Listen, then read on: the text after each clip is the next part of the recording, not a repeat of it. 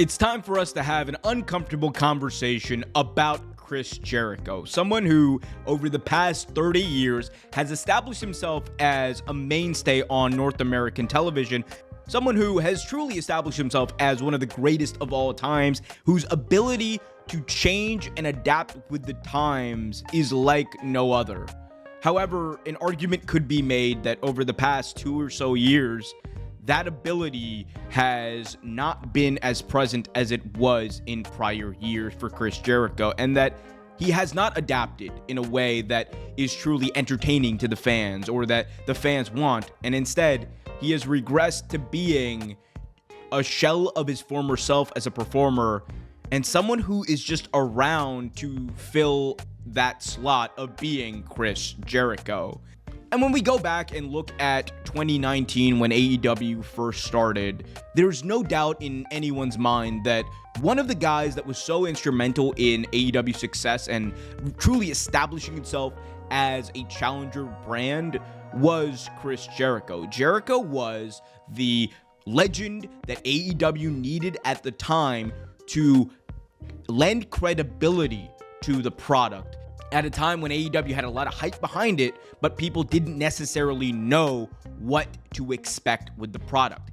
And for many fans who ended up tuning into AEW, Jericho served as a familiar face that was not only a legend and a well-established talent, but someone who people truly could see hold that AEW World Championship and people perceived as a World Championship level talent.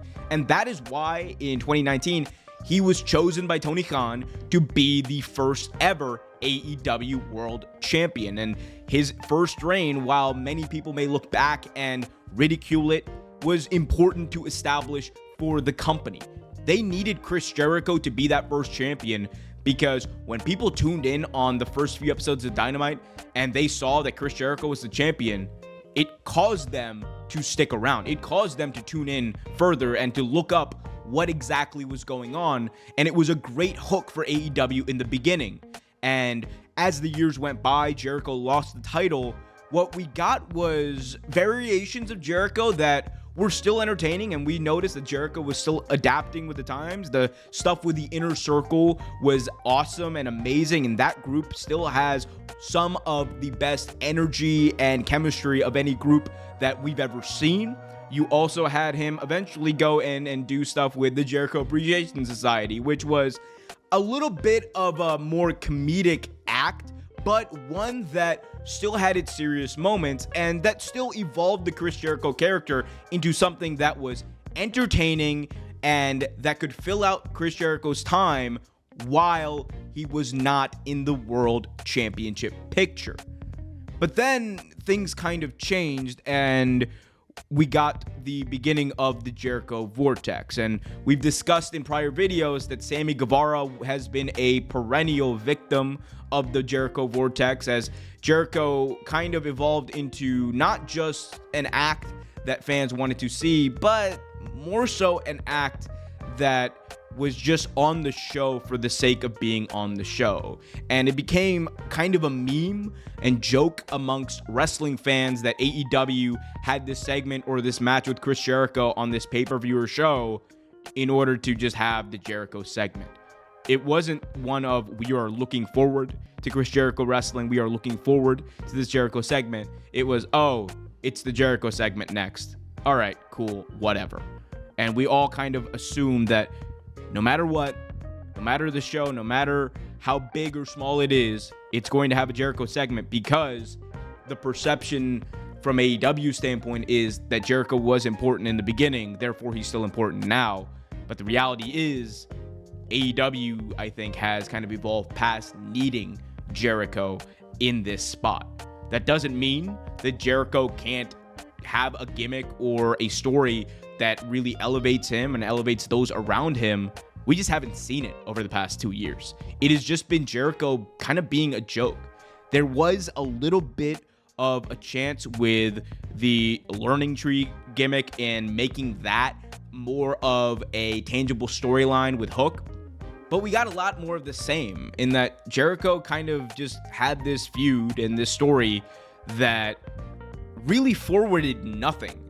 Chris Jericho got Brian Keith and Big Bill behind him, but really, outside of doing a little bit more to expose Brian Keith to a wider audience, nothing was accomplished to help Big Bill or Jericho. And we are facing a future that is unpredictable as far as what Jericho is going to be in AEW.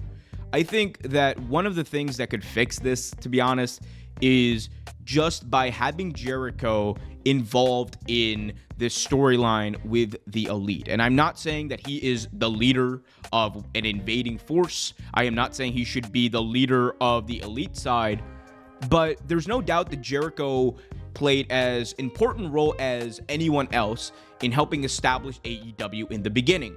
Therefore, it would make sense to have him as part of a group that is either defending AEW or that is trying to take part in this quote-unquote hostile takeover of the company.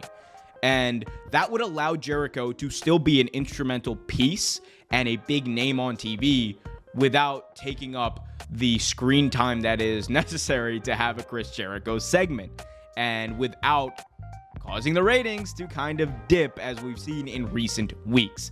I think that is the best way to keep him involved while still progressing a storyline, making him feel important, but not making him the focus. I think one of the biggest things is that people are just tired of Chris Jericho being the focus of these feuds, the focus of these segments, when that is not what people want at this time. And it's okay. It's okay for a talent like Chris Jericho to truly take a back seat. It is okay for a legend like Chris Jericho to maybe even go away until the company and the fans want him back. But at this point, you could make the argument that Jericho is overexposed, that he has been overused, and that the fans right now just do not want to see him on TV. That is why you are getting please retire chants at wrestling shows that are not just along with the gimmick that Jericho is doing, but that are truly desires from the fans. That's why at many wrestling shows, whenever Jericho's music hits, it is the big sign for everyone to go to the bathroom, to go and to concessions and get food or whatever for the fans in the arena, because they understand that what they're about to see is just kind of meaningless at the end of the day. And that is the most dangerous thing for any wrestler, whether you're a legend or a new talent. Being meaningless is not where you want to be. You want to be involved where it matters. You want to be involved where it serves a purpose, and you want to be involved in things that the fans either want to see or will enjoy seeing. When it's the latter, however, it jades fans on you, and that is what has happened to Jericho over the last 2 or so years. We're still in a place where it can be fixed, but the longer it goes on, the less people want to see him.